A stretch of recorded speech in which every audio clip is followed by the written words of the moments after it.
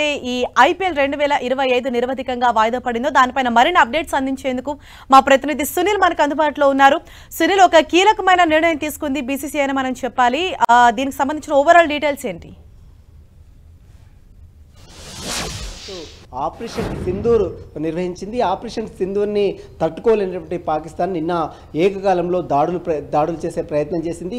పాకిస్తాన్ చేస్తున్నటువంటి దాడులకు ప్రతిదాడులు కూడా భారత ప్రభుత్వం, కేంద్ర బలగాలు, ఆర్మీ కూడా చేసినటువంటి పరిస్థితి కనబడుతుంది. అయితే నిన్న పాకిస్తాన్ ఒక్కసారిగా దాడులు చేయడంతో, అంటే ఒక్కసారిగా బాంబులతో, అదేవిధంగా క్షిపణులతో, మిస్సైలతో దాడులు చేయడంతో ప్రస్తుతం జరుగుతున్నటువంటి ఇండియన్ ప్రీమియర్ లీగ్ సీజన్ 18 సందర్భంగా నిన్న జరిగినటువంటి ధర్మశాలలో జరుగుతున్నటువంటి పంజాబ్ వర్సెస్ ఢిల్లీ మ్యాచ్ని సైతము హుటాహుటిన రద్దు చేసి అక్కడ నుంచి పంపించారు.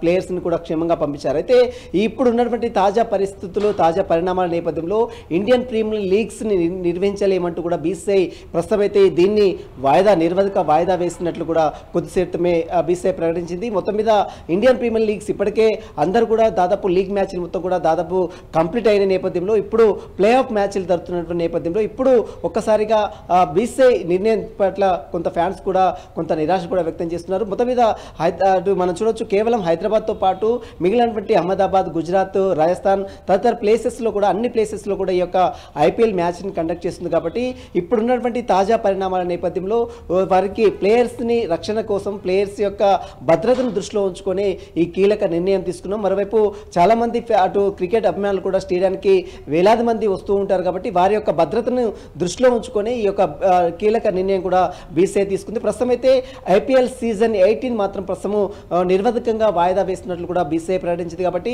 దీనికి సంబంధించిన దాంట్లో మరి క్రీడాకారులు, అదేవిధంగా క్రికెట్ ఫ్యాన్స్ కూడా కొంత నిరాశ వ్యక్తం చేస్తున్న పరిస్థితి అయితే కనపడని చెప్పవచ్చు. మొత్తం మీద ఈ రోజు తీసుకున్న నిర్ణయం పట్ల మరి అటు క్రికెట్ ఫ్యాన్స్ కావచ్చు, మరి క్రికెట్ అభిమానులు కూడా మాట్లాడే అవకాశం కూడా కనబడుతుంది. ప్రస్తుతం అయితే బీసీఐ తీసుకున్నటువంటి నిర్ణయం పట్ల అటు ఫ్యాన్స్ కొంత నిరాశగా అయితే వ్యక్తం చేస్తున్నారు. ప్రస్తుతం చూడొచ్చు అంటే సునీల్, అంటే ఆల్రెడీ ఇప్పుడు రాబోయే మ్యాచెస్ కి సంబంధించి కూడా ఆల్రెడీ బుక్ చేసుకుని ఉంటారు ఇప్పటికే ఫ్యాన్స్. మరి దానికి సంబంధించి బీసీసీఐ ఏం చెప్తుంది, ఏమైనా క్లారిటీ ఇచ్చిందా?